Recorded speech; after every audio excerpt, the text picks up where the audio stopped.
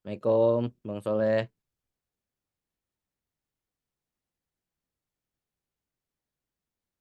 Mana nih? Iya, halo Pak. Assalamualaikum warahmatullahi wabarakatuh. Halo, selamat malam. Udah terawih belum Bang? Alhamdulillah. Alhamdulillah. Paham berapa ini? Udah atau belum? Masih di kantor soalnya. Wadaw, sibuk kayaknya nih. Ya wis deh. Ini kita mulai Iya. aja ya, Lanjut, lanjut. biar segera selesai. Ya, Oke, siap. Assalamualaikum warahmatullahi wabarakatuh. Selamat malam semuanya. Ya, cuma Bang Soleh sih, semuanya udah nggak apa-apa lah ya. Terima kasih kepada Bang Soleh yang sudah hadir di pertemuan kelima dari Knowledge Management. eh untuk memulai perkuliahan pada pertemuan hari ini, mari kita berdoa terlebih dahulu agar semuanya berjalan dengan lancar dan apa yang kita pelajari dapat menjadi ilmu yang berkah dan bermanfaat untuk kita semua. Doa menurut agama dan kepercayaan masing-masing mulai. Bismillah. Oke, ya selesai. Ya, knowledge management seperti eh, yang kemarin kita sudah bahas ya, kita sudah membahas terkait knowledge management in general, terus kita juga sudah mengulik ya sebetulnya dari beberapa paper ya terkait dari knowledge management solution ya dan yang lainnya. Ya pada pertemuan hari ini kita sudah mulai masuk ke untuk mendalami lebih lebih jauh lagi pada sebuah atau salah satu dari knowledge management atau jenis knowledge management yaitu dari sistem pakar. Nah, pada hari ini kita akan sedikit membahas pengantar sistem pakar. Ini izin untuk share screen.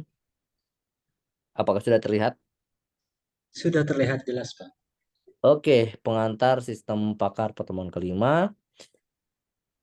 Oke, ya masuk kepada definisi awal terkait expert system atau biasa disingkat dengan XPS ya, expert, experience, ya, expert lah. Itu kan pengalaman, kepakaran dan yang lainnya. S-nya adalah sistem. Itu memang sistem yang membahas terkait sebuah kepakaran. Nah, ketika membahas terkait definisi dari expert system, menurut Giaratano dan Riley tahun 1998, expert system merupakan sebuah sistem komputer yang mengemulasi eh, sebuah kemampuan untuk mengambil keputusan dari seorang expert.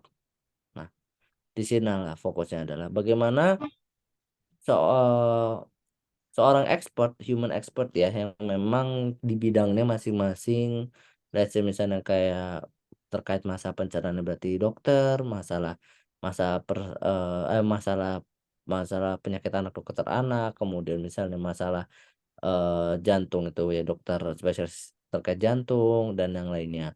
Misalnya kita terkait eh, mesin kita ke teknik ke mekanik, misalnya kita terkait apa ke teknisi dan yang lainnya seperti itu. Jadi memang fokusnya ada di sini ya. Bagaimana expert system ini ya, ini akan mengemulasi kemampuan untuk mengambil keputusan ya. Dan yang perlu di highlight lagi adalah ini restricted domain. Jadi memang expert system itu berfokusnya pada sebuah domain yang niche. Nah, itu. Jadi bukan kemudian kita bisa membuat expert system yang in general gitu. Ya, kita harus memfokuskan pada topik apa expert system yang ingin kita buat seperti itu. Jadi tidak semerta-merta langsung ya kita membuat A, B, C dan sebagainya gitu kan tanpa apa namanya membuat sebuah sistem pakar tetapi terlalu general gitu kan. Kayak sistem identifikasi penyakit penyakit manusia, ya itu juga ada fokusnya gitu loh. Sistem identifikasi untuk penyakit manusia walaupun itu masih terlalu general. Itu masih bisa kita bagi lagi misalnya jadi penyakit pencernaan gitu kan. Kemudian ada penyakit apa jantung, EJ gitu kan. Kemudian ada penyakit mata gitu misalnya, penyakit mata, ada apa namanya iritasi ringan, iritasi berat, let's say gitu kan. Terus ada kemudian rabun jauh, rabun dekat dan yang lainnya. Kemudian mungkin ada juga fokus misalnya identifikasi masalah mesin. Nah, mesin pun juga sama.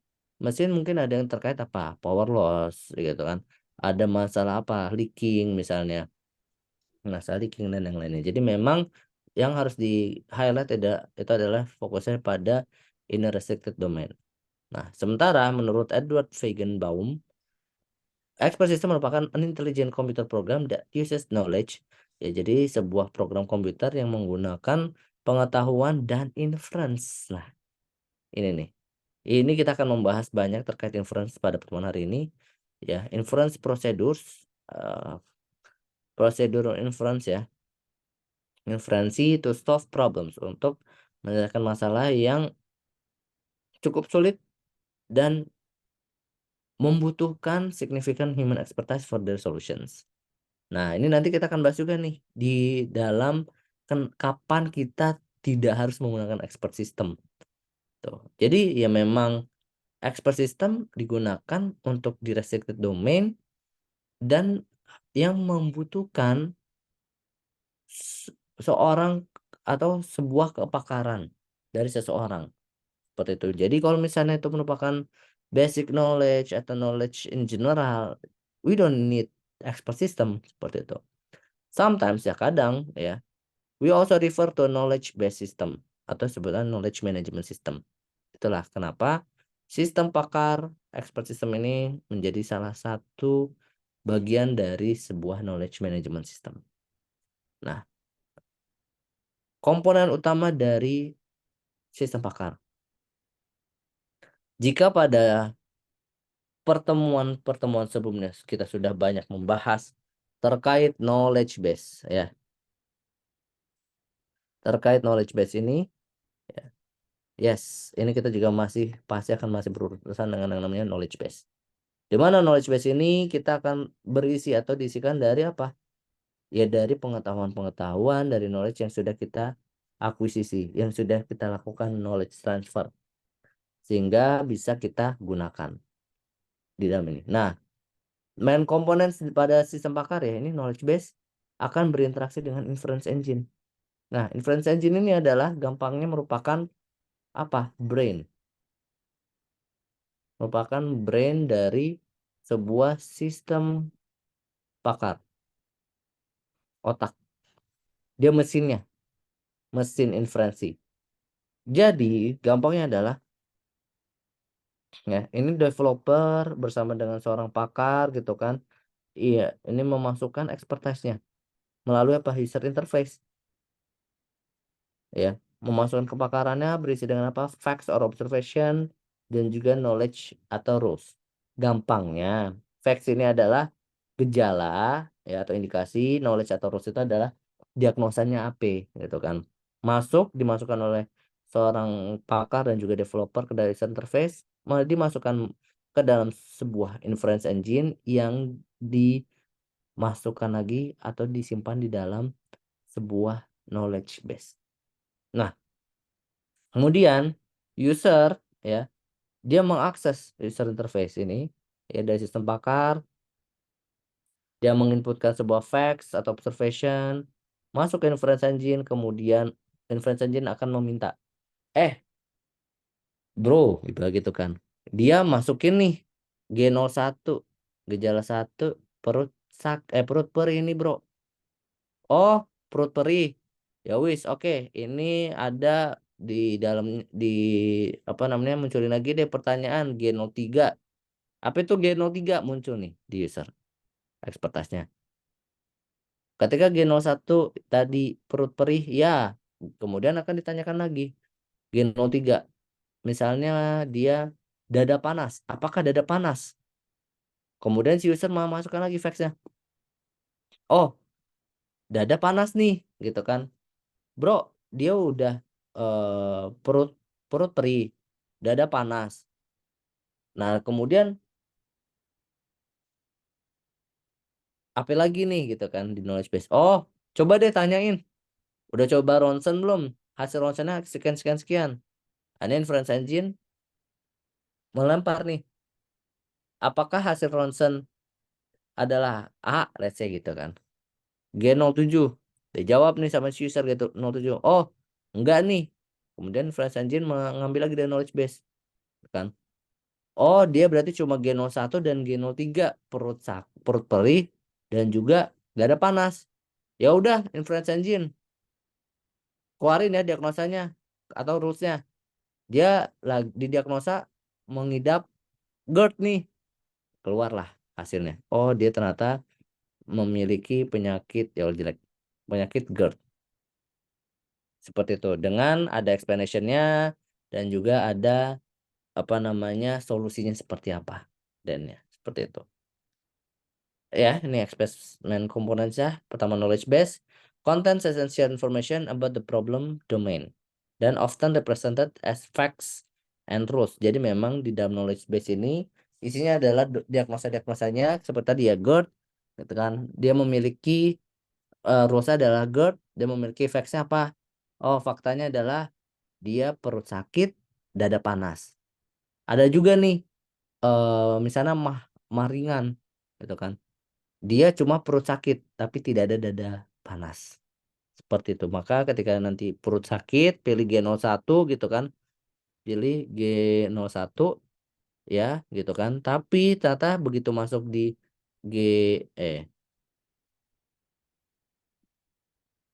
tapi ternyata pas masuk di bentar.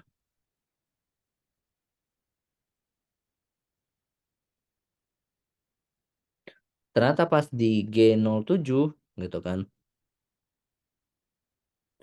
Di G di G03 sorry di G03 pasti tanya apakah panas atau enggak dada. Oh ternyata enggak nih. Oh berarti G01 aja. Nah ketika G01 ternyata mah ringan seperti itu. Nah inference engine ya ini adalah mesinnya nih otaknya gitu kan. Ini adalah sebuah mekanisme to derive ya untuk menurunkan new knowledge pengetahuan baru dari knowledge base and the information provided by the user. Jadi dia akan mengolah nih. Dia akan mencocokkan gitu kan. Ketika user nih, misalnya Mas Soleh, ngeklik start consultation atau mulai konsultasi. Nah, si inference engine ini langsung ngambil semua pengetahuan, semua fakta, semua rules ya kan, to derive new knowledge nih.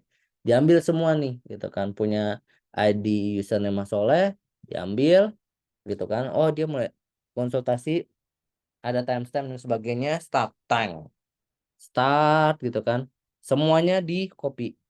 Kemudian tergantung nih inference engine-nya apa namanya reasoningnya apa? For chaining, backward chaining, naive Bayes, neural network dan yang lainnya. Let's say ambil for chaining. Ngambil pertanyaan dari yang paling general tadi. Apakah perut perih? Gitu kan. Dimasukin nih, dimunculin kepada user. Iya, perut perih. Gitu kan. Oh, berarti nanti di inference engine-nya ada list ya. Perut perih, misalnya muntah-muntah gitu kan. Terus apa namanya perut perih terus muntah darah. Kemudian ini apa namanya dada panas gitu kan. Terus habis itu ini adalah pup encer, kemudian ada apa dan sebagainya gitu kan sampai puluhan biasanya, sampai bahkan bisa ratusan. Nah, ketika G01 dipilih ya gitu kan. Maka rules ya atau diagnosa-diagnosa yang sorry ya diagnosa yang mengandung G01 ini akan disimpan gitu kan. Akan tetap di keep. Nah, yang tidak related rules yang tidak related dengan G01 akan dihilangkan atau di remove. Otomatis tidak hanya rules yang di remove tetapi fakta-fakta atau gejala-gejalanya atau indikasi akan dihilangkan. Let's say G01 iya maka G02 misalnya gitu kan. Ini dicoret gitu kan. G03 enggak tetap G04 dicoret. G05 dicoret. Terus ini terus gitu kan 1 2 3 4 5 ini dicoret G06. Nah, G07 tetap. Nah, ini sisanya dicoret misalnya nih. Menyisakan apa? G01 gitu kan, G01, G03 gitu kan, dan G07 gitu. Di dalam sebuah inference engine ya. Teng, teng, dan teng gitu kan. Nah, ketika dia milih G03, ya, oke, berarti ya di ini. G07 tetap ditanyakan. Tapi misalnya G03 enggak, oh tidak nih gitu kan, ternyata enggak. Ya berarti G07 juga langsung hilang dan tersisa hanya gejala 01 atau fakta 0 G01 itu kan, aturan atau diagnosa yang mengandung G01 hanya apa? Hanya mah ringan. Maka nanti akan diberikan outputnya atau feedbacknya berupa mah ringan. Seringnya often based on the use of the rules. Interaction with end user, ini UI jelas ya, development and maintenance dan yang lainnya. XPS concepts and karakteristik. Pertama ya jelas knowledge acquisition ya. Penting banget sesuai dengan yang sebelumnya pernah disampaikan oleh saya terkait knowledge transfer ya. Transfer of knowledge from humans to computers. Ketika kita membicarakan knowledge management, kita masih we're talking about the human to human. Nah, tapi ketika sudah masuk sistem pakar, itu sudah apa? From humans to computers, gitu kan. Let's say kita sudah melakukan knowledge acquisition atau transfer knowledge oleh dengan seorang pakar. Nah, kemudian kita akan memasukkan knowledge tersebut ke dalam apa? Komputer. Tetapi bisa saja atau lebih seringnya adalah seorang pakar itu memberikan hak akses langsung kepada sistem pakarnya. Sehingga dia apa? Ya benar-benar bisa melakukan transfer knowledge from humans, yaitu seorang pakar tersebut ke dalam komputernya, dimasukkan terminal gitu kan. Oke, ini untuk tadi gitu kan. Mah ringan gejalanya dipilih gitu kan. Oke, gejalanya adalah tadi apa, perut sakit untuk kan, perut perih, kemudian udah perut perih. Sementara untuk GERD gitu kan, ada perut perih, ada dada panas. Nah, sementara untuk kanker lambung gitu kan, misalnya ada perut perih, dada panas, dan juga misalnya hasil ronsen apa gitu kan, A gitu. Nah, itulah kemudian dimasukin. Sometimes knowledge can be acquired directly from the environment ya. Ini bisa juga ketika memang sudah digabungkan dengan sebuah IoT ya gitu kan, seperti machine learning, neural networks, dan atau AI lah ya, AI, AI. Nah, kemudian knowledge representation, suitable for storing and processing knowledge in computers. Ya, ini gunanya adalah knowledge representation ini adalah untuk apa? Menyimpan dan melakukan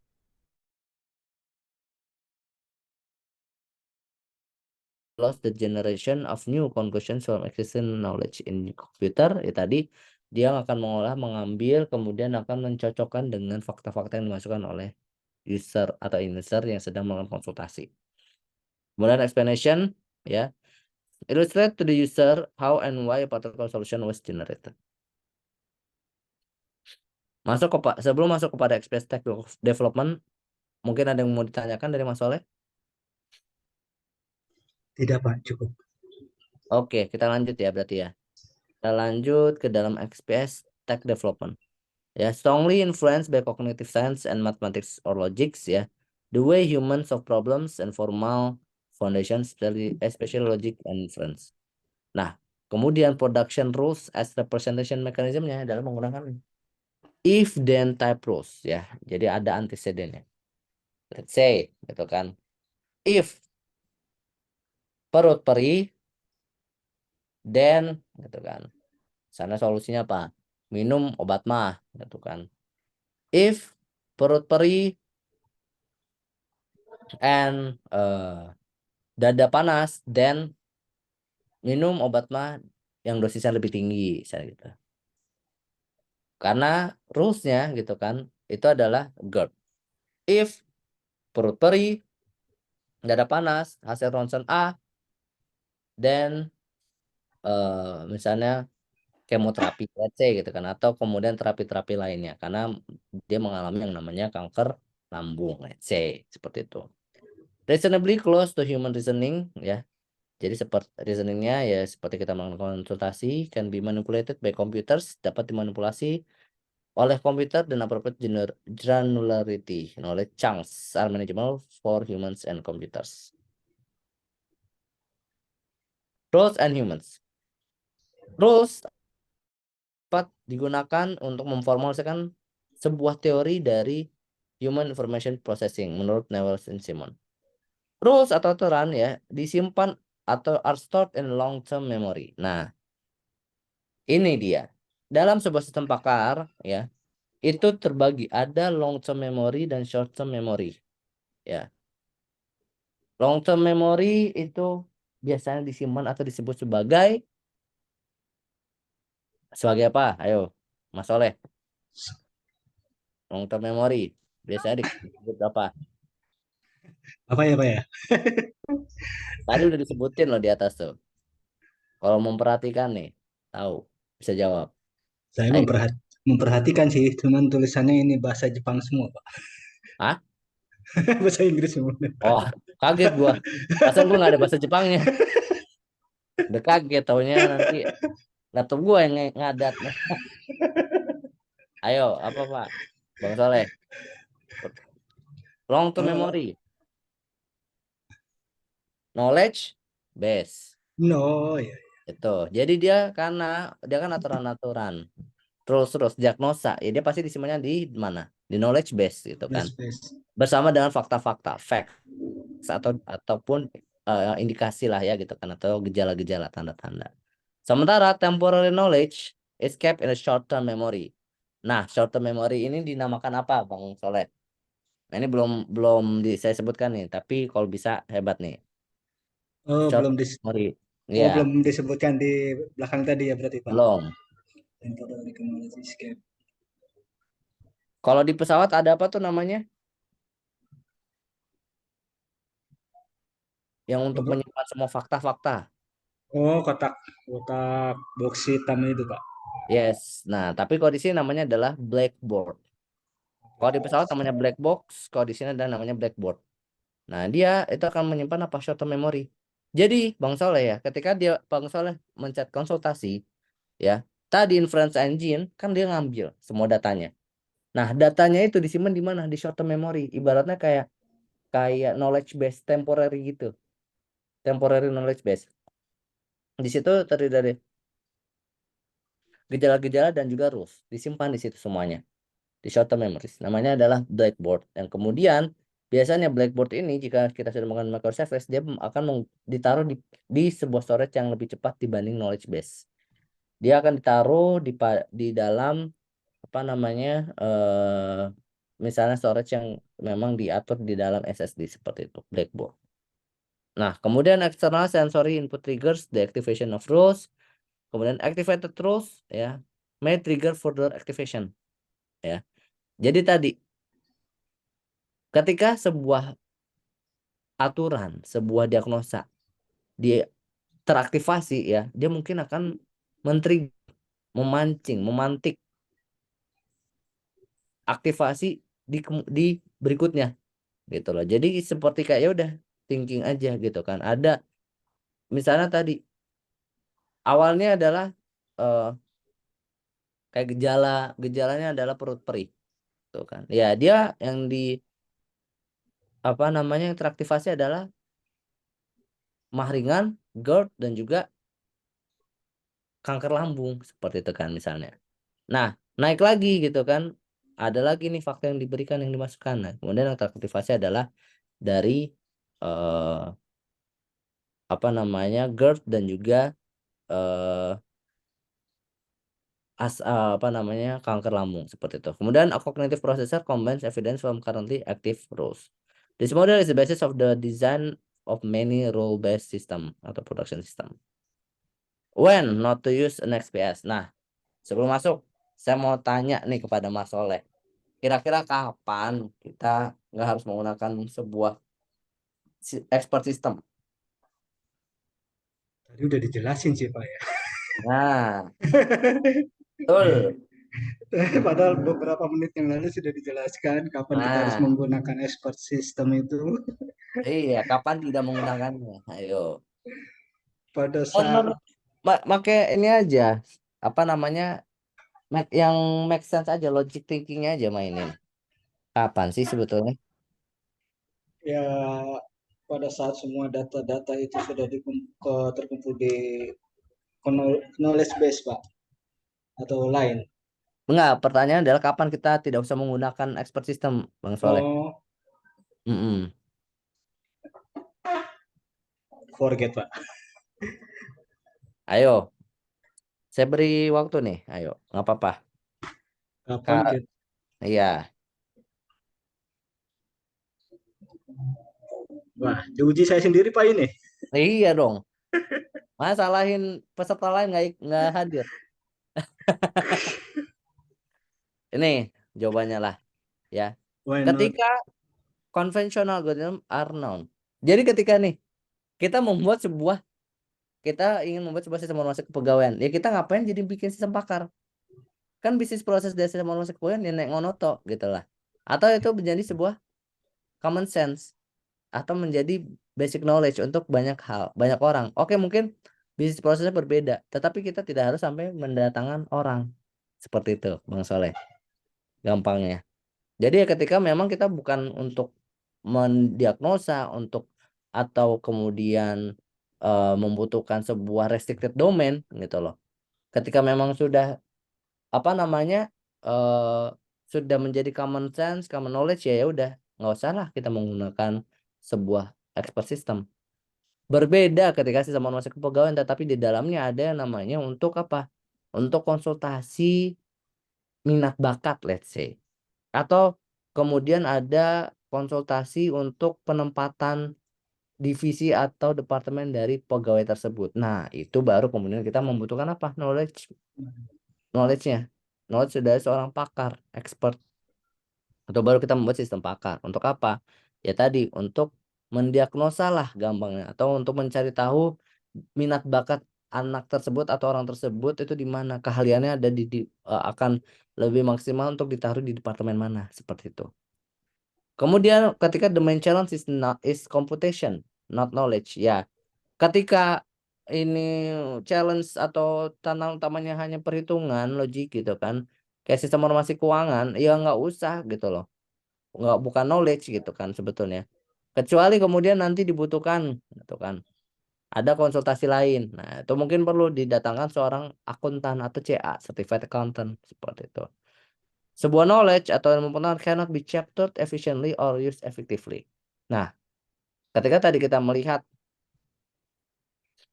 in restricted domain, ya, ini berarti kita juga akan sangat sulit nih, gitu kan? Kita nggak akan sulit ketika mau melakukan knowledge acquisition yang sangat dalam, gitu kan?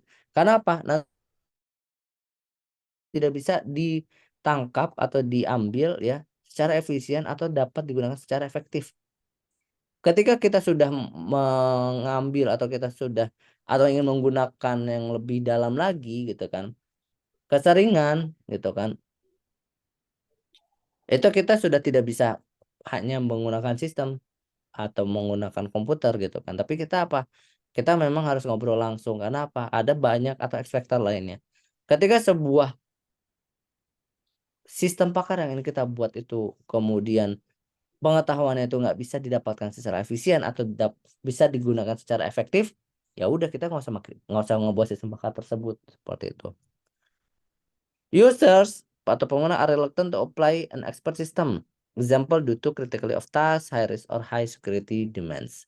Ya ketika memang domain yang ingin kita ambil itu most of the users itu tidak mau atau enggan untuk menggunakan sistem tersebut.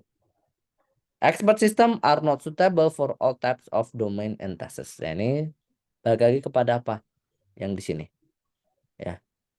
Dia memang tidak suitable, tidak tidak bisa untuk semua domain dan juga task seperti itu. Expert system elements ya. Ini ada knowledge base ya yang tadi sudah kita bahas. Ini merupakan apa namanya database untuk semua knowledge-nya. Ibaratnya ini adalah long term memory yang benar-benar ini semua pengetahuan selama sistem pakar ini dibuat. Inference engine atau mesin inferensi gitu kan.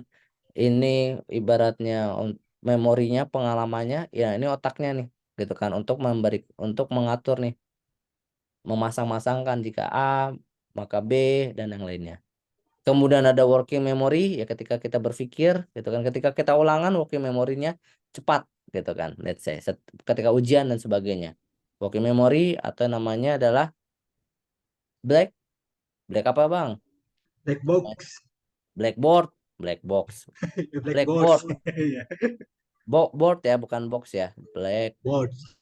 blackboard, anjir tulisan gue jelek banget ya, blackboard. Nah ya, kemudian agenda. Nah, agenda ini ya, ini biasanya dia hasilkan dari ini, dari knowledge base ya. Ini kemudian turun kepada inference engine. Nah, inference engine ini kemudian membuat agenda. Nah, agenda ini biasa ditaruh atau diinput di dalam Blackboard ini. Yang kemudian akan di recall kembali.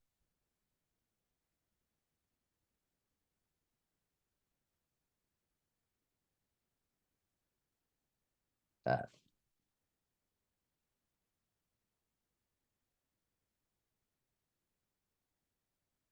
seperti itu. Kemudian explanation facility ya.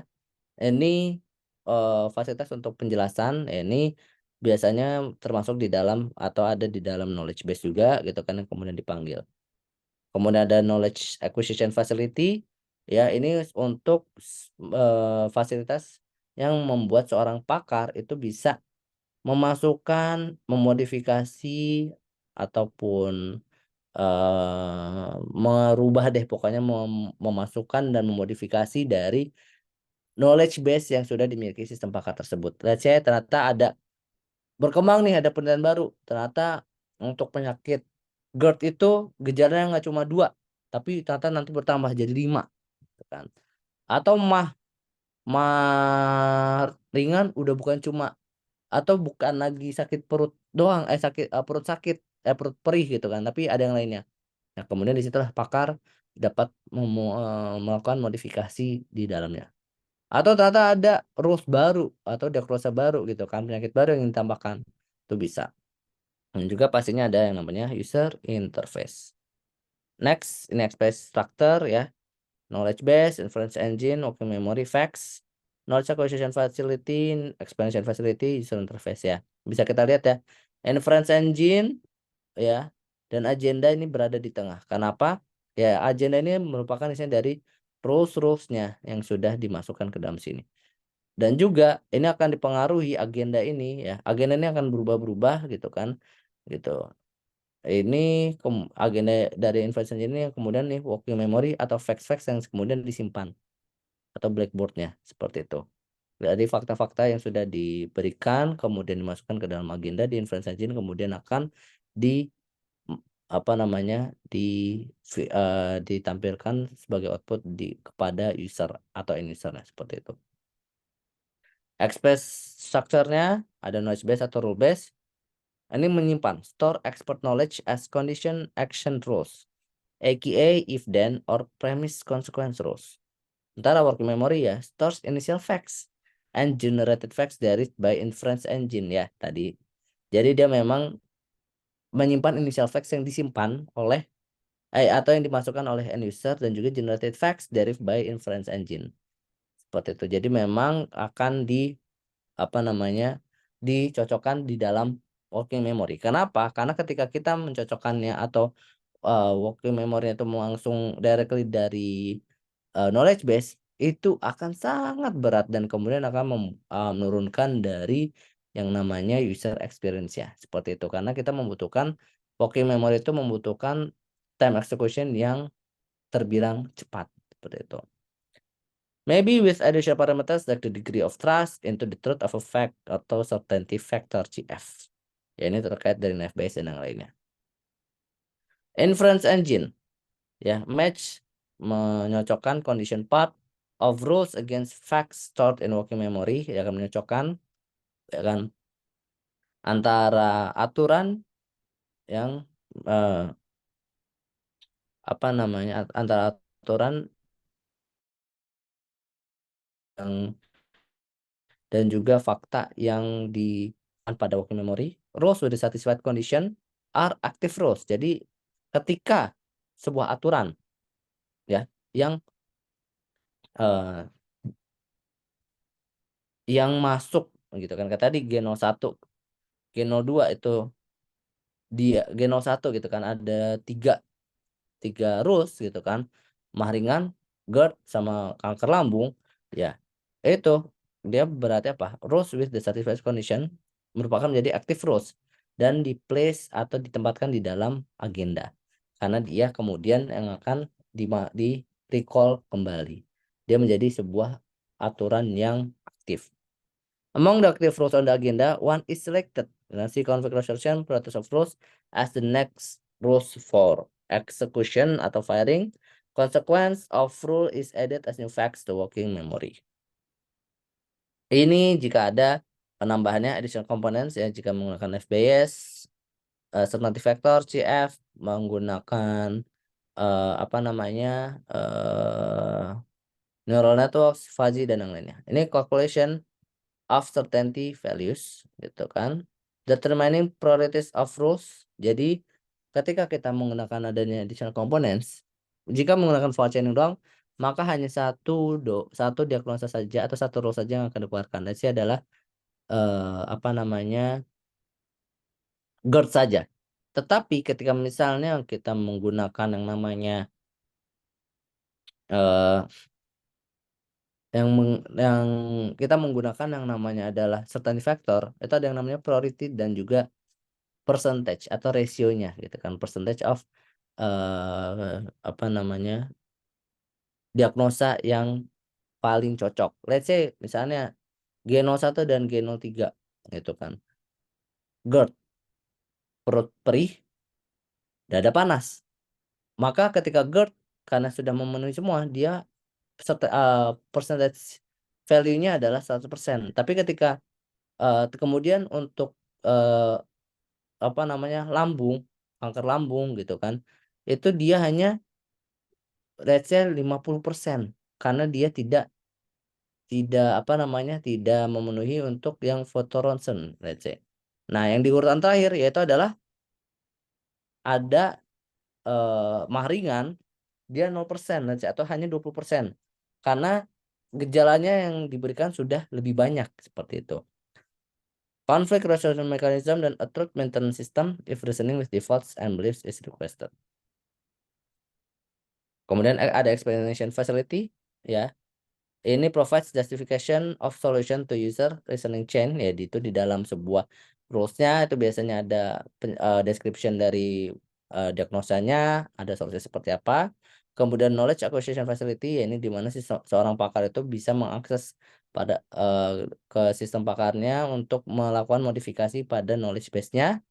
Dan kemudian user interface allows user memungkinkan user untuk ya itu berinteraksi dengan sistem pakarnya, seperti melakukan konsultasi, memasukkan fakta-fakta yang dirasakan atau dia indikasi atau gejala yang dirasakan, query the system, dan juga solution presentation dan mendapatkan solusi dari hasil konsultasi yang dilakukan.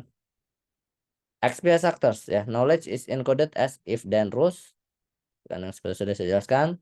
The inference engine ya determine which rule antecedents condition part are satisfied. The left hand condition part must match facts in the working memory. Jadi memang yang sebelah kiri ya, if gitu kan, if-nya yang antecedennya ini memang harus match atau harus sesuai dengan fakta yang ada di dalam working memory. Matching rules ya, rules yang sesuai dengan fakta yang dipilih yang di left hand-nya atau antecedennya akan aktif dan akan ditempatkan di dalam agenda. Aturan atau diagnosa yang berada di agenda dapat dieksekusi ya. Unactivated rule yang teraktivasi mungkin melakukan generate new facts ya di dalam sebuah working memory-nya, new facts yang kemudian akan ditampilkan kepada user, and or cause actions through its right hand side action part. Jika memang sudah tidak ada gejala-gejala yang bisa ditampilkan ya active rules-nya, dan active rules tersebut sudah memenuhi dari semua fakta-fakta atau gejala yang dimasukkan, maka dia akan mengeluarkan apa namanya action partnya, solusinya seperti apa. The activation of rule may to cause the activation of other rules through added facts based on the right hand side and the fight rule. Ini sample rules ya. Contoh rule atau diagnosanya adalah red light. Ya, gejalanya adalah if the light is red, antecedent left hand side ya. The light is red. Jadi ketika if lampu merah, maka solusinya apa? Then stop. Tuh. Rule yang kedua atau diagnosa kedua adalah green light. Ya, gejalanya apa? Atau antecedennya apa? Atau faktanya apa? Yaitu the light is green. Jadi misalnya untuk sistem pakar yang simple gitu kan. Sistem pakar lampu lalu lintas. Pertanyaan gampang. Apakah apakah warna lampu yang menyala adalah merah? Ya atau tidak? Let's say gitu kan. Ketika ya, maka yang aktif rule-nya atau aturan atau rule yang teraktivasi adalah yang red light. Maka dia akan mengeluarkan atau mengeksekut apa solusinya. Diagnosa ada red light, solusinya adalah stop. Tapi ketika milih no, oh berarti activated rule-nya adalah green light. Rule atau aturan atau diagnosa yang teraktivasi adalah lampunya hijau nih bro, gitu kan. Lalu apa solusinya? Jalan, gitu. Ini gampangnya adalah the light is red, then stop. If the light is green, then go. Seperti itu. Sampai sini ada mau ditanyakan Bang Soleh? Lanjut Pak, soalnya saya doang ini sendiri Pak. Iya nih. Oke, next ya. Inference engine cycle ya. Ini berada di dalam agenda ya dan juga di dalam namanya berkolaborasi dengan knowledge base dan juga working memory. Describe the execution of rules by the inference engine. Recognize X style, X cycle, pattern matching ya. Update the agenda ya. Add rules ya. Whose antecedents are satisfied atau yang memenuhi lah gampangnya. Gitu kan yang tadi memenuhi. Misalnya tadi merah masuk atau gampangnya tadi G01, G03 terpenuhi gitu kan. Maka atau G01 terpenuhi itu. Maka rule yang teraktivasi adalah apa? Ada mah ringan, ada GERD dan juga ada kanker lambung. Remove rules with non-satisfied antecedents. Dimasukin. G03, dada panas. Oh, dada terasa panas nih. Ketika dada terasa panas nyata ya. Nah, rules atau aturan atau diagnosa mah ringan ini udah not satisfied ya kan? Maka rules atau aturan atau diagnosa dari mah ringan akan di remove dari agenda atau dari inference engine-nya. Conflict resolution. Select the rule with the highest priority from the agenda. Jadi tiap rule itu, tiap aturan itu ada yang namanya dalam pohon keputusan gitu kan yang paling tertinggi. Gampang seperti itu. Execution. Perform the actions in the consequent part of the selected rule dan remove the rule from the agenda. The cycle ends when no more rules are on the agenda or when an expression stop command is encountered. Jadi ya cycle atau inference engine ini akan berhenti atau akan kosong atau akan ya terhenti gitu ketika memang udah nggak ada rules di dalam agenda, jadi udah nggak ada yang pas atau ya ketika memang sudah ditemukan diagnosa atau aturan yang sesuai dengan fakta-fakta yang dimasukkan.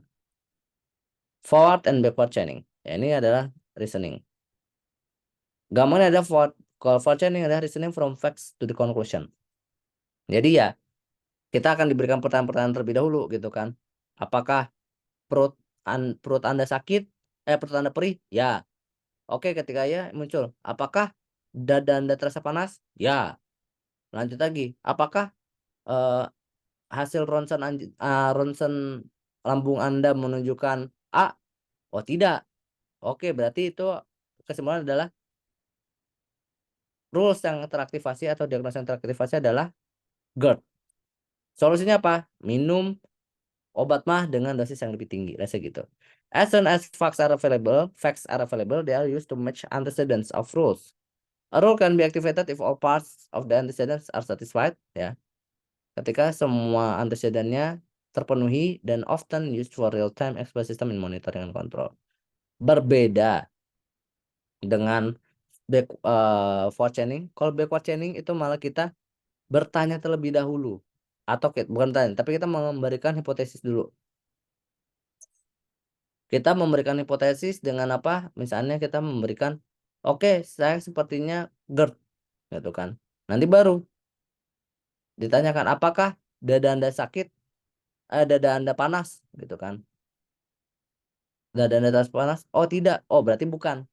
Hipotesis Anda salah, seperti itu. Tapi misalnya ya, kemudian apakah perut Anda sakit? Ya, oke, berarti benar. Anda mengalami atau diagnosanya adalah Anda mengalami GERD, seperti itu. Sebelum masuk ke XPS Advantage, ada yang mau tanya dulu, Bang Soleh?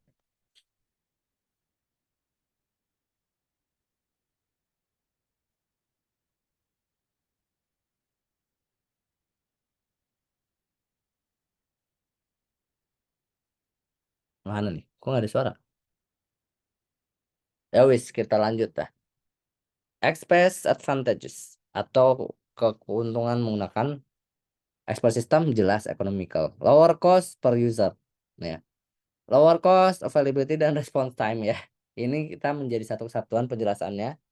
Ya, dimana ketika misalnya kita melakukan apa namanya konsultasi gitu kan melalui komputer, jelas kita bisa lebih ekonomi. Kenapa? Karena kita tidak harus berangkat, tidak harus ada bensin keluar, tidak ada merasa uang parkir, tidak ada A B C dan sebagainya yang kita harus keluarkan lebih ketika melakukan konsultasi offline, sehingga bisa expert system ini bisa membuat atau bisa lebih menghasilkan ekonomik yang lebih baik gitu kan, menghasilkan cost yang lebih rendah, lower cost. Availability pun juga sama, dapat diakses kapan aja. Tapi kalau kita konsultasi offline ya kita akan bergantung dengan apa? Dengan jam dari seorang pakar tersebut.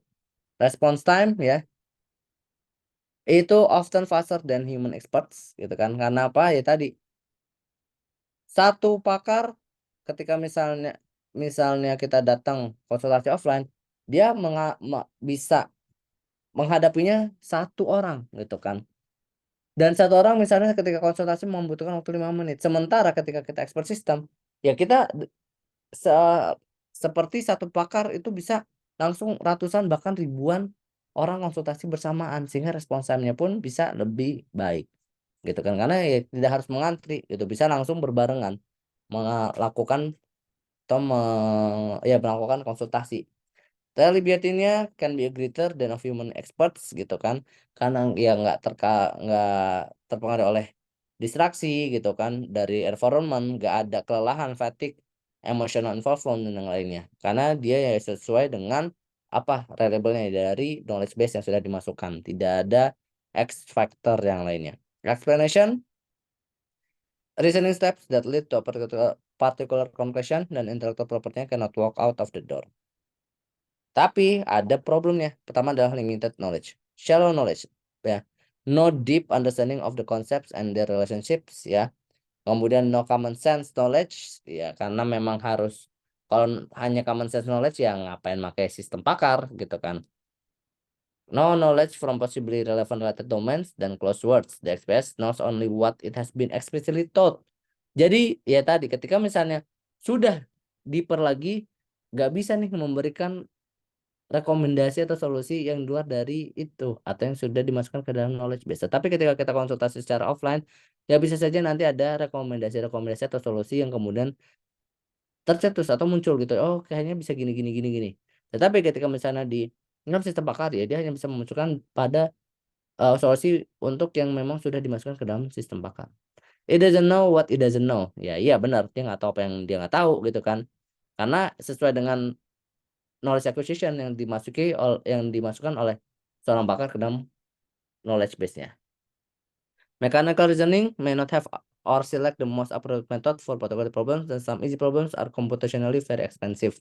Ya ini bisa saja ketika memang ternyata itu menjadi sebuah sebuah problem yang gitu kan, tapi untuk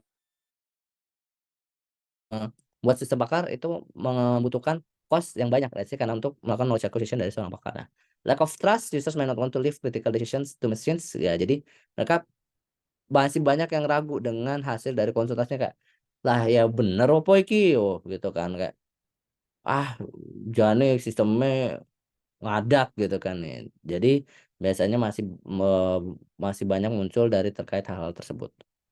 Summary-nya, expert system or knowledge-based system are used to represent and process knowledge in a format that is suitable for computers but still understandable by humans. If then rules ya. Domain components-nya ada knowledge base dan juga inference engine. XPS can be cheaper, faster, more accessible, and more reliable than humans, tapi dia juga memiliki limited knowledge. Can be difficult and expensive to develop, and users may not trust them for critical decisions. Jadi mungkin emang untuk kasus-kasus yang kritis gitu kan, terkait mungkin jantung, nodul dan yang lainnya seperti itu. Oke, sampai sini ada yang mau tanyakan Bang Soleh? Tidak, Pak. Oke, kalau misalnya sudah tidak ada yang tanya, maka eh Amin. Terima kasih banyak Mas Soleh yang sudah hadir pada kelas hari ini. Semoga infonya bisa bermanfaat dan bisa diingat terus. Saya safe and saya healthy. Selamat menjalankan ibadah puasa ya Mas ya. Besok juga dan saat proses semoga dilancarkan, tidak ada hambatan. Amin. On the next meet. Selamat melanjutkan aktivitas atau selamat beristirahat. Wassalamualaikum warahmatullahi wabarakatuh. Selamat malam. Waalaikumsalam warahmatullahi wabarakatuh. Selamat malam, Pak. Terima kasih banyak. Sip.